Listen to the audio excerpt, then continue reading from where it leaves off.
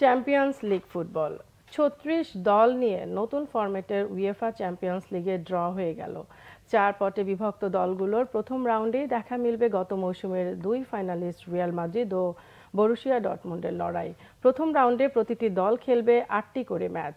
মোনাকোয় বৃহস্পতিবার রাতে ড্রয়ের আনুষ্ঠানিকতা সারেন ক্রিস্টিয়ানো রোনালদো। সফটওয়্যারে তার একটা ক্লিক করার মধ্য দিয়ে ঠিক হয়ে যায় কোন দল খেলবে কার বিরুদ্ধে। এবার থেকে আর কোনো গ্রুপ নয়, প্রথম রাউন্ডে ৮টি করে ম্যাচ খেলতে হবে প্রতিটি দলকে। ৩৬টি দলকে ৪টি পটে ভাগ করা হয়, প্রতি পটে ৯টি করে দল। প্রতিটি দল নিজের পটে ২টি এবং বাকি ৩টি পটের প্রতিটি থেকে ২টি করে দলকে পেয়েছে। তার মধ্যে ৪টি হোম ও ৪টি অ্যাওয়ে ম্যাচ। ড্র অনুষ্ঠানে পর্তুগিজ ফুটবল সুপারস্টার রোনালদোর সঙ্গে উপস্থিত ছিলেন ইতালির কিংবদন্তি গোলরক্ষক জিয়ানলুইজি বুফন। দুজনকেই সম্মানিত করে উয়েফা।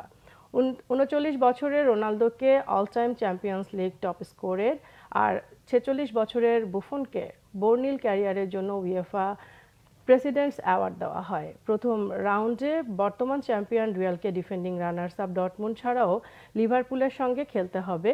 বার্সেলোনাকে বায়ার্ন মিউনিখের বিপক্ষে, ম্যানচেস্টার সিটিকে পিএসজির সঙ্গে লড়তে হবে।